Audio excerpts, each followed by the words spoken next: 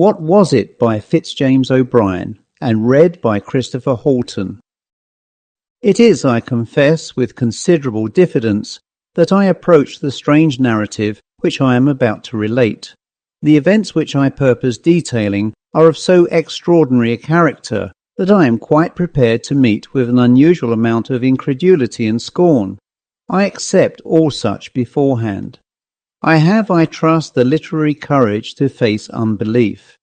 I have, after mature consideration, resolved to narrate, in as simple and straightforward a manner as I can compass, some facts that passed under my observation in the month of July last, and which, in the annals of the mysteries of physical science, are wholly unparalleled. I live at No. 26th Street in New York. The house is in some respects a curious one. It has enjoyed for the last 2 years the reputation of being haunted.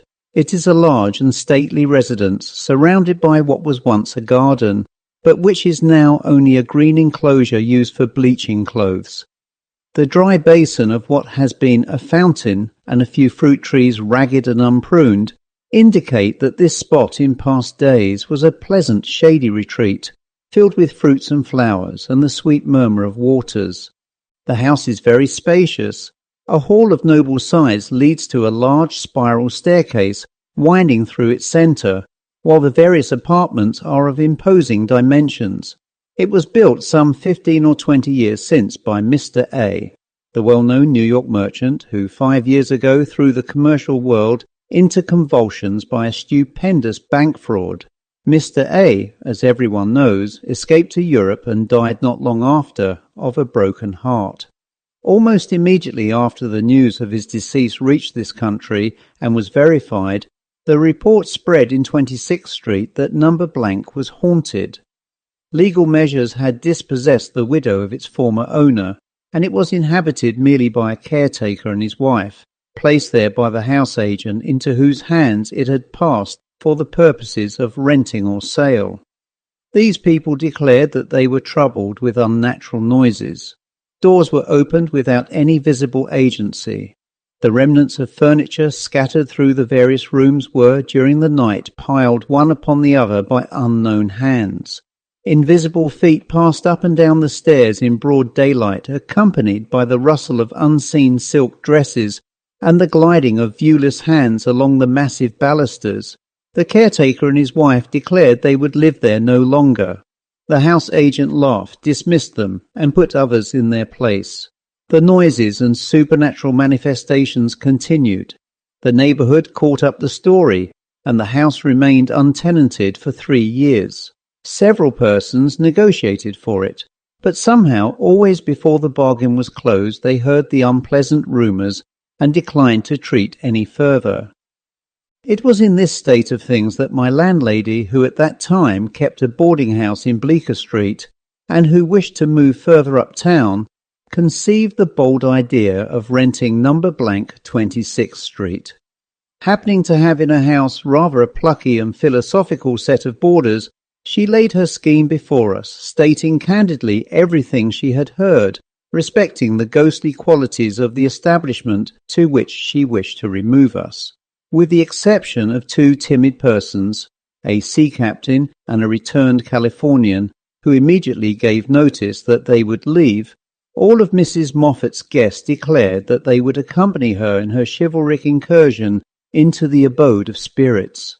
Our removal was effected in the month of May, and we were charmed with our new residence. The portion of 26th Street where our house is situated between 7th and 8th Avenues is one of the pleasantest localities in New York.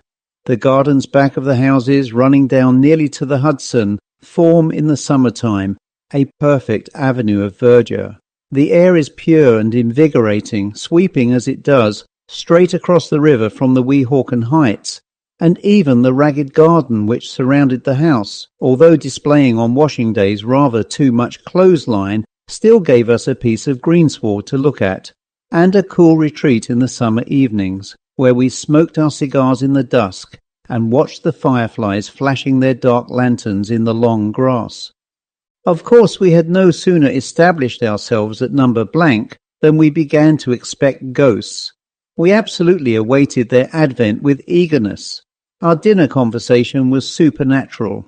One of the boarders, who had purchased Mrs. Crow's Night Side of Nature for his own private delectation, was regarded as a public enemy by the entire household for not having bought 20 copies. The man led a life of supreme wretchedness while he was reading this volume. A system of espionage was established, of which he was the victim. If he incautiously laid the book down for an instant and left the room, it was immediately seized and read aloud in secret places to a select few. I found myself a person of immense importance, it having leaked out that I was tolerably well versed in the history of supernaturalism, and had once written a story the foundation of which was a ghost. If a table or a wainscot panel happened to warp when we were assembled in the large drawing room, there was an instant silence, and everyone was prepared for an immediate clanking of chains and a spectral form. After a month of psychological excitement, it was with the utmost dissatisfaction that we were forced to acknowledge that nothing in the remotest degree approaching the supernatural had manifested itself. Once the black butler asseverated that his candle had been blown out by some invisible agency while he was undressing himself for the night.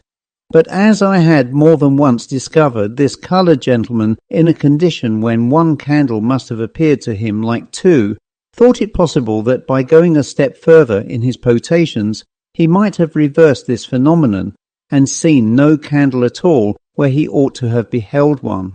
Things were in this state when an accident took place so awful and inexplicable in its character that my reason fairly reels at the bare memory of the occurrence. It was the 10th of July. After dinner was over, I repaired with my friend Dr. Hammond to the garden to smoke my evening pipe. Independent of certain mental sympathies which existed between the doctor and myself, we were linked together by a vice. We both smoked opium.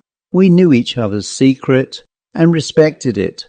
We enjoyed together that wonderful expansion of thought, that marvellous intensifying of the perceptive faculties, that boundless feeling of existence when we seemed to have points of contact with the whole universe.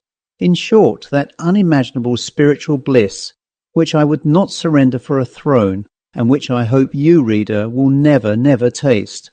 Those hours of opium happiness which the doctor and I spent together in secret were regulated with a scientific accuracy. We did not blindly smoke the drug of paradise and leave our dreams to chance. While smoking, we carefully steered our conversation through the brightest and calmest channels of thought. We talked of the East and endeavoured to recall the magical panorama of its glowing scenery. We criticized the most sensuous poets, those who painted life ruddy with health, brimming with passion, happy in the possession of youth and strength and beauty.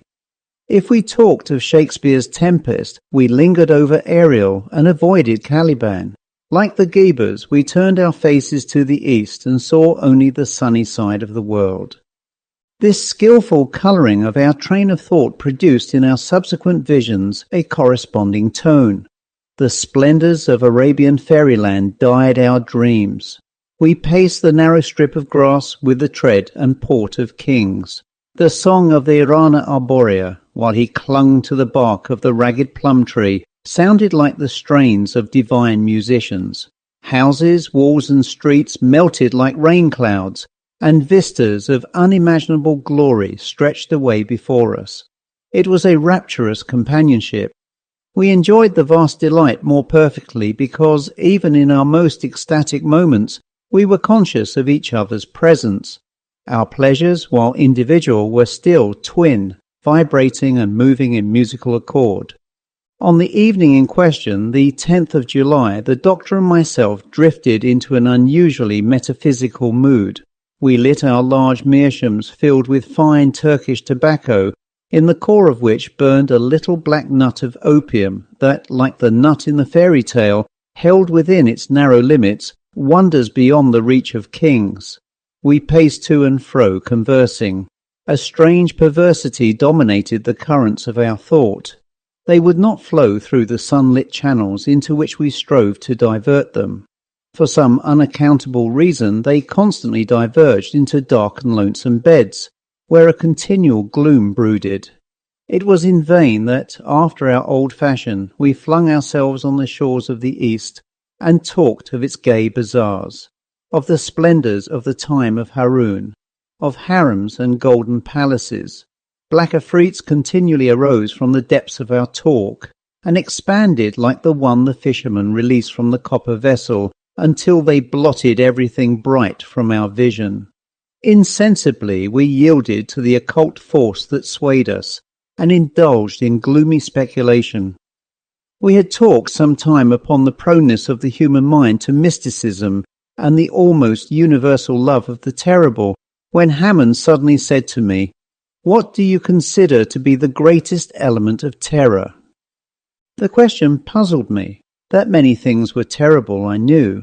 Stumbling over a corpse in the dark, beholding, as I once did, a woman floating down a deep and rapid river with wildly lifted arms and awful upturned face, uttering as she drifted shrieks that rent one's heart, while we, spectators, stood frozen at a window which overhung the river at a height of 60 feet, unable to make the slightest effort to save her, but dumbly watching her last supreme agony and her disappearance. A shattered wreck, with no life visible, encountered floating listlessly on the ocean, is a terrible object, for it suggests a huge terror, the proportions of which are veiled. But it now struck me for the first time that there must be one great and ruling embodiment of fear, a king of terrors to which all others must succumb. What might it be? To what train of circumstances would it owe its existence? "I confess, Hammond," I replied to my friend, "I never considered the subject before, that there must be something more terrible than any other thing I feel. I cannot attempt, however, even the most vague definition." "I am somewhat like you, Harry," he answered. "I feel my capacity to experience a terror greater than anything yet conceived by the human mind, something combining in fearful and unnatural amalgamation hitherto supposed incompatible elements. The calling of the voices in Brockden Brown's novel of Wieland is awful. So is the picture of the dweller of the threshold in Bulwer's Zanoni. But, he added, shaking his head gloomily, there is something more horrible still than those." "Look here, Hammond," I rejoined, "let us drop this kind of talk, for heaven's sake. We shall suffer for it, depend on it." "I don't know what's the matter with me tonight," he replied, "but my brain is running upon all sorts of weird and awful thoughts. I feel as if I could write a story like Hoffman tonight, if I were only master of a literary style." "Well, if we are going to be Hoffmanesque in our talk, I'm off to bed. Opium and nightmares should never be brought together. How sultry it is. Good night, Hammond." "Good night, Harry. Pleasant dreams to you." "To you, gloomy wretch, afrits, ghouls, and enchanters." We parted, and each sought his respective chamber. I undressed quickly and got into bed, taking with me, according to my usual custom, a book, over which I generally read myself to sleep. I opened the volume as soon as I had laid my head upon the pillow, and instantly flung it to the other side of the room. It was Goudon's History of Monsters, a curious French work which I had lately imported from Paris, but which, in the state of mind I had then reached, was anything but an agreeable companion. I resolved to go to sleep at once, so turning down my gas until nothing but a little blue point of light glimmered on the top of the tube, I composed myself to rest. The room was in total darkness. The atom of gas that still remained alight did not illuminate a distance of 3 inches round the burner. I desperately drew my arm across my eyes, as if to shut out even the darkness, and tried to think of nothing. It was in vain. The confounded themes touched on by Hammond in the garden kept obtruding themselves on my brain. I battled against them. I erected ramparts of would-be blackness of intellect to keep them out. They still crowded upon me. While I was lying still as a corpse, hoping that by a perfect physical inaction I should hasten mental repose, an awful incident occurred. A something dropped as it seemed from the ceiling, plumb upon my chest, and the next instant I felt two bony hands encircling my throat, endeavouring to choke me. I am no coward and am possessed of considerable physical strength. The suddenness of the attack, instead of stunning me, strung every nerve to its highest tension. My body acted from instinct before my brain had time to realize the terrors of my position. In an instant I wound two muscular arms around the creature and squeezed it with all the strength of despair against my chest. In a few seconds the bony hands that had fastened on my throat loosened their hold, and I was free to breathe once more. Then commenced a struggle of awful intensity. Immersed in the most profound darkness, totally ignorant of the nature of the thing by which I was so suddenly attacked, finding my grasp slipping every moment by reason, it seemed to me, of the entire nakedness of my assailant, bitten with sharp teeth in the shoulder, neck and chest, having every moment to protect my throat against a pair of sinewy, agile hands, which my utmost efforts could not confine. These were a combination of circumstances to combat, which required all the strength, skill and courage that I possessed. At last, after a silent, deadly, exhausting struggle, I got my assailant under by a series of incredible efforts of strength. Once pinned, with my knee on what I made out to be its chest, I knew that I was victor. I rested for a moment to breathe. I heard the creature beneath me panting in the darkness, and felt the violent throbbing of a heart. It was apparently as exhausted as I was. That was one comfort. At this moment I remembered that I usually placed under my pillow before going to bed a large yellow silk pocket handkerchief. I felt for it instantly. It was there. In a few seconds more I had, after a fashion, pinioned the creature's arms. I now felt tolerably secure. There was nothing more to be done but to turn on the gas, and, having first seen what my midnight assailant was like, arouse the household. I will confess to being actuated by a certain pride in not giving the alarm before. I wished to make the capture alone and unaided. Never losing my hold for an instant, I slipped from the bed to the floor, dragging my captive with me. I had but a few steps to make to reach the gas burner. These I made with the greatest caution, holding the creature in a grip like a vice. At last I got within arm's length of the tiny speck of blue light, which told me where the gas burner lay. Quick as lightning I released my grasp with one hand and let on the full flood of light. Then I turned to look at my captive. I cannot even attempt to give any definition of my sensations the instant after I turned on the gas. I suppose I must have shrieked with terror, for in less than a minute afterward my room was crowded with the inmates of the house. I shudder now as I think of that awful moment. I saw nothing. Yes, I had one arm firmly clasped round a breathing, panting, corporeal shape. My other hand gripped with all its strength a throat as warm, as apparently fleshy as my own. And yet, with this living substance in my grasp, with its body pressed against my own, and all in the bright glare of a large jet of gas, I absolutely beheld nothing. Not even an outline, a vapour. I do not, even at this hour, realize the situation in which I found myself. I cannot recall the astounding incident thoroughly. Imagination in vain tries to compass the awful paradox. It breathed. I felt its warm breath upon my cheek. It struggled fiercely. It had hands, they clutched me. Its skin was smooth like my own. There it lay, pressed close up against me, solid as stone, and yet utterly invisible. I wonder that I did not faint or go mad on the instant. Some wonderful instinct must have sustained me, for absolutely, in place of loosening my hold on the terrible enigma, I seemed to gain an additional strength in my moment of horror, and tightened my grasp with such wonderful force that I felt the creature shivering with agony. Just then Hammond entered my room at the head of the household.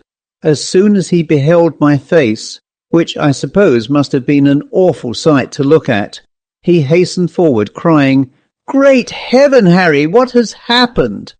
Hammond, I cried. Come here. Oh, this is awful. I have been attacked in bed by something or other which I have hold of, but I can't see it. I can't see it. Hammond, doubtless struck by the unfeigned horror expressed in my countenance, made 1 or 2 steps forward with an anxious yet puzzled expression. A very audible titter burst from the remainder of my visitors. This suppressed laughter made me furious. To laugh at a human being in my position, it was the worst species of cruelty. Now I can understand why the appearance of a man struggling violently, as it would seem, with an airy nothing and calling for assistance against a vision should have appeared ludicrous.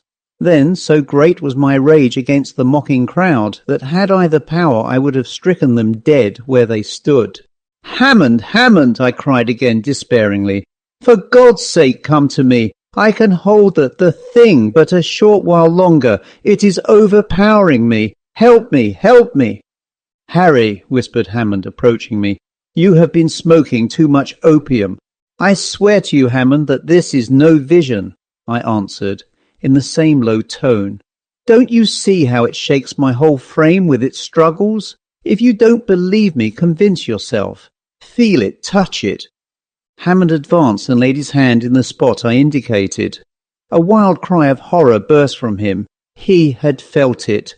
In a moment he had discovered somewhere in my room a long piece of cord, and was the next instant winding it and knotting it about the body of the unseen being that I clasped in my arms.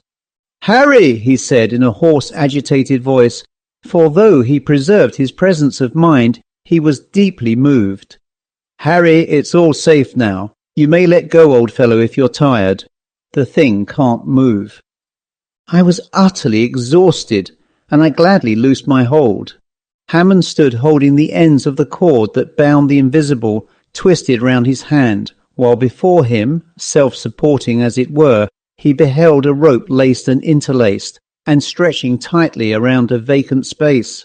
I never saw a man look so thoroughly stricken with awe. Nevertheless, his face expressed all the courage and determination which I knew him to possess.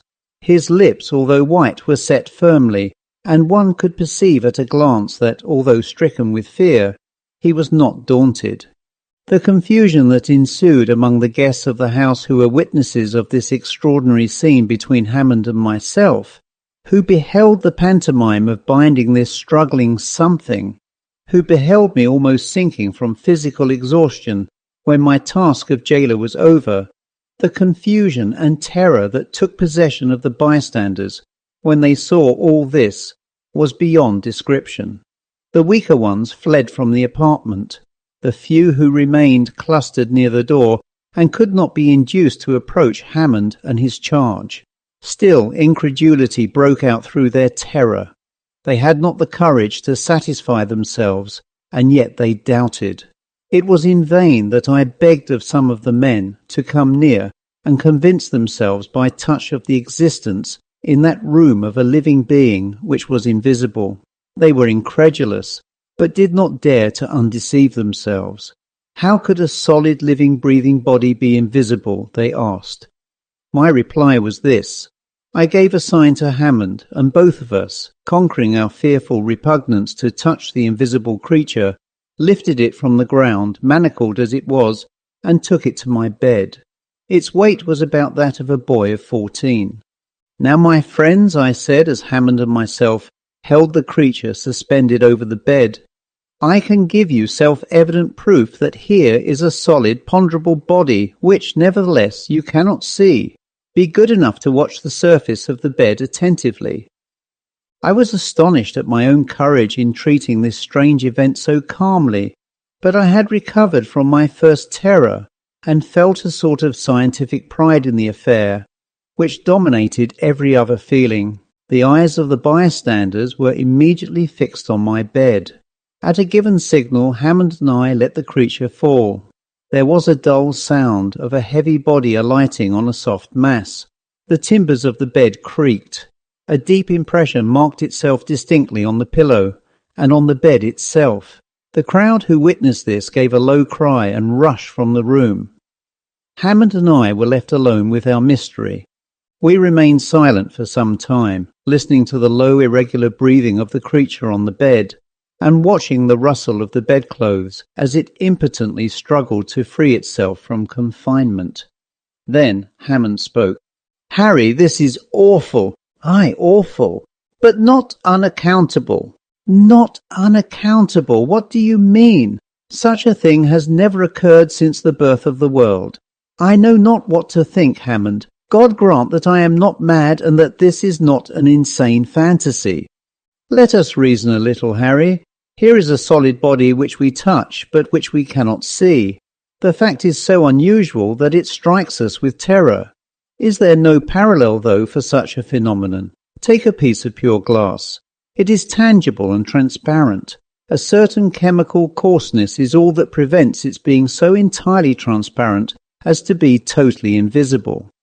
It is not theoretically impossible, mind you, to make a glass which shall not reflect a single ray of light, a glass so pure and homogeneous in its atoms that the rays from the sun will pass through it as they do through the air, refracted but not reflected.